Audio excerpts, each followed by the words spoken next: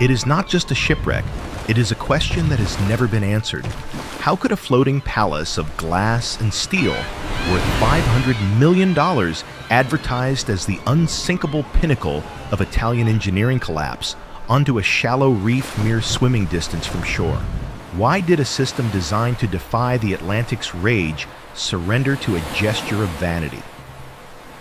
And more importantly, why did 32 souls become the first victims of the very confidence they trusted? But that is only the surface. Behind the moment the lights died and the floor became a wall, lies another story less told, but equally dangerous, about a paralyzed command, a captain's fragile ego, and a chain of small errors merging into history. Why did it all happen in the calmest night of the year? And what actually killed the Costa Concordia? The rock, the sea, or the lie? Stay tuned, because the truth about the Concordia is unlike any story you know. Call. But on the night of Friday, January 13th, 2012, that promise was broken by the oldest enemy of the mariner, human arrogance. The tragedy of the Concordia is not a story of a storm. The sea was as flat as a mirror. The visibility was perfect. The ship was equipped with the most advanced radar and sonar systems humanity had ever engineered. There were no rogue waves, no icebergs, and no engine failures. The ship did not die because it was weak. It died because it was betrayed. Deep inside the hull, a jagged tooth of granite was already waiting to turn a night of galas into a tomb. But for now, the champagne was still cold. To understand the horror of that night, we must first understand the scale of the beast. The Concordia was not just a boat. It was a sovereign nation. It carried 4,200 souls, more than the population of the island it would soon crash into. It had 500 cabins, a Formula One simulator, 4 swimming pools, and a spa larger than most mansions. It was a cathedral built to the worship of leisure. The ocean, however, is not impressed by tonnage. To the water, the steel hull was not a fortress. It was a fragile skin. The ocean is not a monster that hunts. It is a predator that waits. It waits for a single moment of incompetence to reclaim what belongs to it. And that incompetence wore a captain's uniform. Enter Francesco Schettino, a man who embodied the stereotypical charm of the Italian seafarer, tanned, confident, a lover of the spotlight. He was not a villain in the traditional sense. He did not wake up that morning planning to kill 32 people. His crime was far more common and far more dangerous: ego. Schettino wanted to perform a salute. He wanted to steer this massive, clumsy giant close to the island of Giglio to wave hello to a retired admiral living on the shore, and to impress the head waiter whose family lived on the island. It was a maneuver of pure vanity. He wanted to thread a needle with a sledgehammer. He turned off the alarm system for the navigation computer. He trusted his eyes over the data. He believed he could dance with the coastline. He did not know that in less than an hour, he would be claiming that he simply tripped and fell into a lifeboat while his passengers drowned behind him. The Mediterranean night was a velvet curtain, soft and impenetrable. Inside the belly of the whale, the air smelled of expensive perfume, searing steak, and the ozonic crispness of recycled air conditioning. It was 9:30 p.m. The Costa Concordia was not merely a ship. It was a sanctuary of light in a universe of darkness. In the Milano restaurant, waiters in white jackets moved with the synchronized grace of ballet dancers pouring Prosecco into crystal flutes. In the Atene theater, a magician was dazzling a crowd of hundreds, pulling illusions out of thin air, distracting them from the reality that they were floating on a hostile element. Ironically, almost comically, Celine Dion's "My Heart Will Go On" began to play in the main dining hall. It was not a bad omen to the passengers. It was just a song, a cliché, a moment of joy. The engineering was humming beneath their feet. 5 massive diesel generators, The beating heart of the city thrummed with a rhythmic, hypnotic vibration that whispered, power, stability, forever. The lights did not flicker. The water in the pools did not ripple. The music was so loud it almost drowned out the silence waiting beneath the floorboards. Up on the bridge, the mood was different. It was the atmosphere of a cockpit before a stunt. Captain Francesco Schettino had stepped onto the bridge like a maestro entering an orchestra pit. He was not there to monitor a routine crossing. He was there to perform. He ordered the navigation systems to be switched to manual. He wanted the feel of the ship in his hands. He wanted to execute the incino the bow, a drive-by salute to the island of Giglio. He called for the Maître d'Antonello Tievoli to come to the bridge. "Come," he said. "Look how close we are to your home." It was a gesture of medieval arrogance performed with space-age technology. The Concordia was traveling at 16 knots fast for a vessel of this size in such shallow waters. It was a skyscraper moving at the speed of a sprinting athlete. On the radar screens, the coastline of Giglio was a glowing green mass. But Schettino wasn't looking at the screens. He was looking out the window, trusting his eyes in the pitch blackness. He believed he knew these waters better than the charts. He saw the lights of the port, the distant glow of the island homes, and he felt in control. The Luscol rock formation lay ahead. On the charts, it was clearly marked an underwater ridge of granite that had sat undisturbed for millennia. It was sharp, immovable, and hidden. The watertight doors were designed to save them, but in less than 20 minutes, they would seal their doom. Schettino ordered a turn. "Starboard 10, he commanded. The massive rudder shifted. The ship began to swing its thousands of tons of momentum fighting against the water. He was carving a curve through the sea, shaving the distance between the steel hull and the rock down to meters. To the passengers eating their dessert, the turn was imperceptible. The wine in their glasses barely tilted. They were insulated by layers of steel carpet and ignorance. They were safe. They were warm. They were happy. The illusion of the golden dream was perfect. But on the bridge, the silence was breaking. The second officer glanced at the radar. The distance was closing too fast. The rock was not where Schettino thought it was. The captain had delayed the turn by mere seconds, a trivial amount of time in a car, but an eternity for a ship weighing 114,000 tons. Schettino saw the foam breaking on the rocks too late. He barked a final order. "Hard to starboard!" Charge! He tried to swing the tail of the whale away from the teeth of the shore. The ship responded. The bow cleared the rocks. For a heartbeat, it seemed the gamble had paid off. The lights of Giglio drifted past the window, beautiful and close. Then the floor shook. The timeline fractures. We leave the comfort of the past tense. Everything is happening now. The sound is not an explosion. It is a scream. A 50-meter blade of granite slices through the port side of the hull like a razor through skin. The noise is deafening, a grinding, tearing screech that vibrates through the soles of 4,000 pairs of shoes. It is the sound of the invincible meeting the immovable.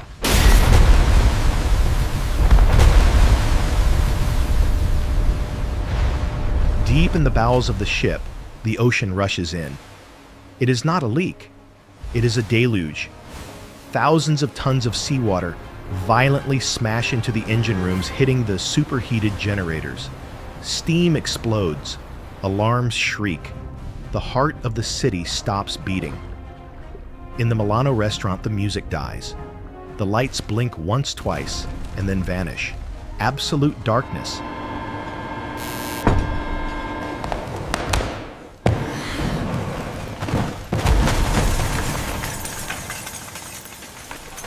For a second, there is silence. Then the sound of confusion. A nervous laugh, a dropped fork, a child asking why the magician stopped.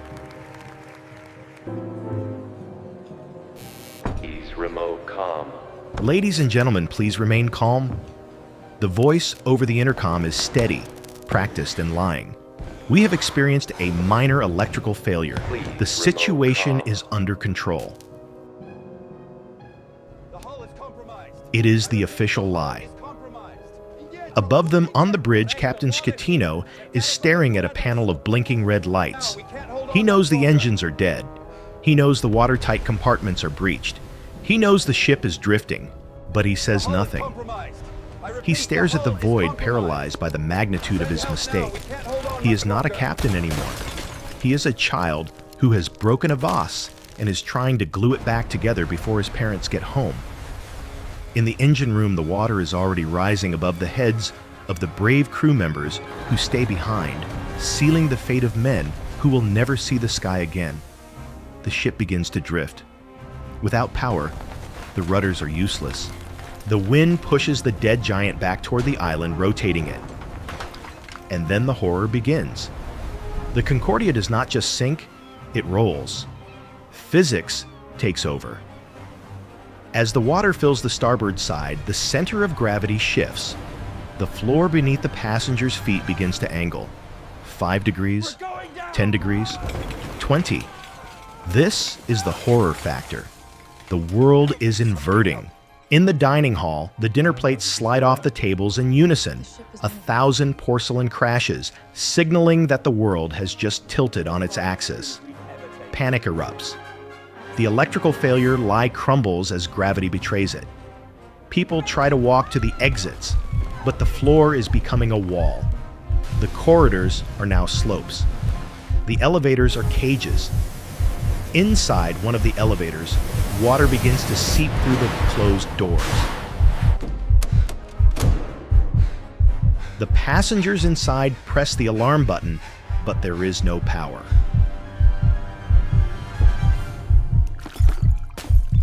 They are trapped in a steel box, in the dark, tilting backward, listening to the ocean rise around them. On the bridge, the chaos is total. Officers are shouting conflicting data. Schettino is pacing, making phone calls to the cruise line headquarters, asking for instructions instead of giving orders. He is wasting time. Every second he delays the abandoned ship order is a sentence of death. The ship groans. It is a deep, metallic moan, the sound of the superstructure twisting under its own weight. It slams into the rocky shelf of the sea floor, finally coming to rest at an agonizing 80-degree angle. The luxury is gone. The warmth is gone. Now there is only the cold, the dark, and the scramble for survival. People form human chains to climb up the vertical hallways. Fathers throw their children across gaps in the stairwells. And in the midst of this hell, the captain makes his choice. He does not go down with the ship. He heads for the lifeboats. The sun rose over the island of Giglio, revealing the full grotesquerie of the night. The Costa Concordia lay on its side, a fallen titan, humiliatingly close to the port. It was no longer a ship. It was a cadaver. The blue funnel sat underwater. The water slides were twisted metal sculptures pointing at the sky. For months, the wreck sat there, a macabre tourist attraction. But while the world gawked, a different kind of army was assembling. If the crash was a monument to human error, what followed was a monument to human ingenuity. This was the Parbuckling project. It was the most complex, expensive, and dangerous salvage operation in maritime history.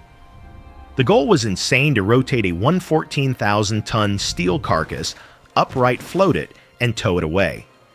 It would cost $1.2 billion, double the cost of building the ship in the first place. The ocean had claimed the ship, and it did not want to give it back.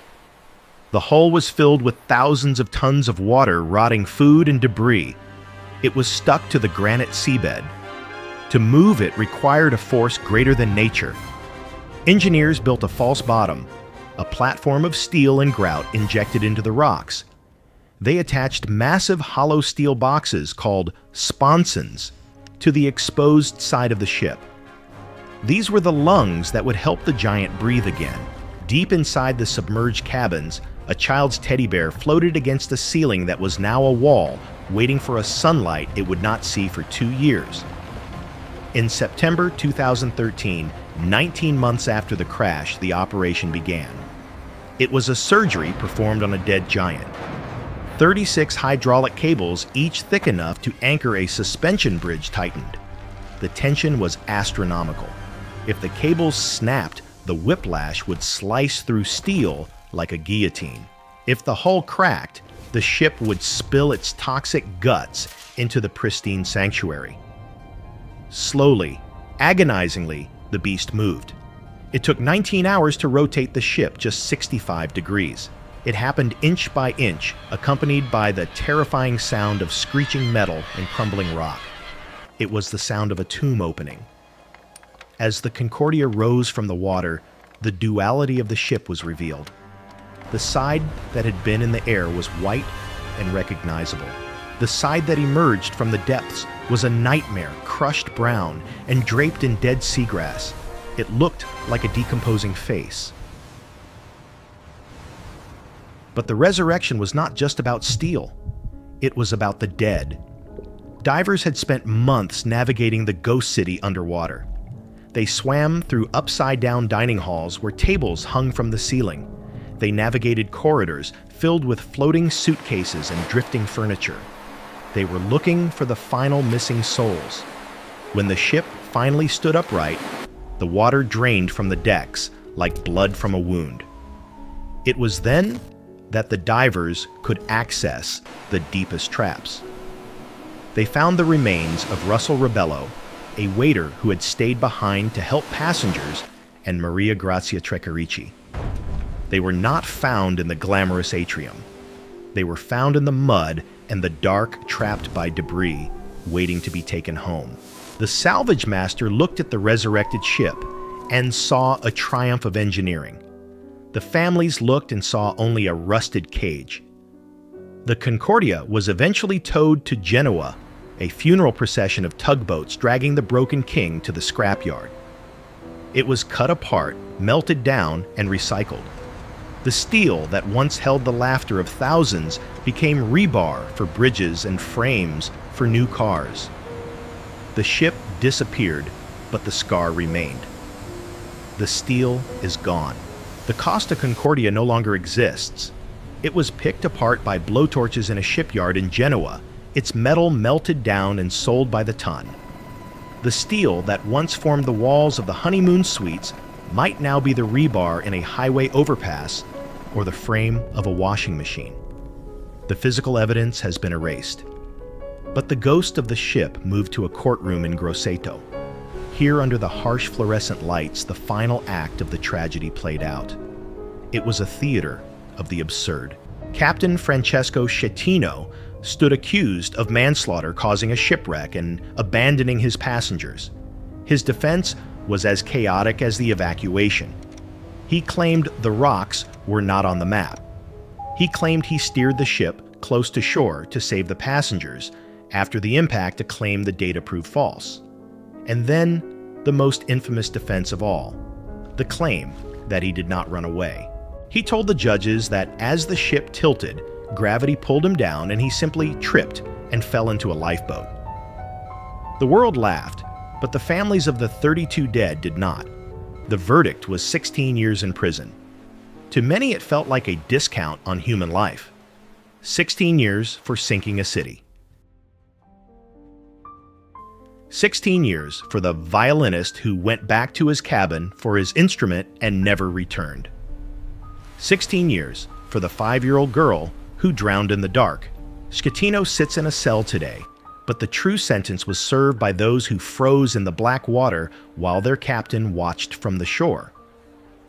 The island of Giglio has returned to its quiet rhythm. The tourists are back. The water is turquoise and clear.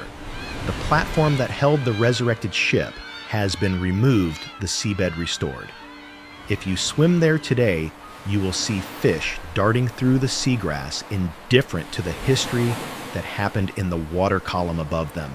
But the scars remain. They are in the nightmares of the survivors who can no longer step onto a boat. They are in the empty chairs at 32 dining tables around the world. The story of the Costa Concordia is not just about a shipwreck. It is a modern parable. It is a warning about the fragility of our systems. We build machines that we claim are unsinkable. We build technology that we believe conquers nature. We put our lives in the hands of automation, assuming that safety is a guarantee. But the ocean reminds us of the truth. Steel bends, computers fail, and when the lights go out and the floor turns into a wall, we are just small, soft creatures in a universe that is cold and vast. The Concordia was destroyed by a salute, a gesture of vanity. It is a reminder that the most dangerous iceberg in the ocean is not made of ice. It is the human ego. The sea at Giglio is calm tonight. It laps against the rocks where the giant once died. It is patient. It is waiting for the next time we forget to be afraid. History is not just dates and numbers. It is the collective memory of our species. Thank you for taking the time to remember these events with us. If you have a story or an event you believe deserves to be told, leave it in the comments. We are listening.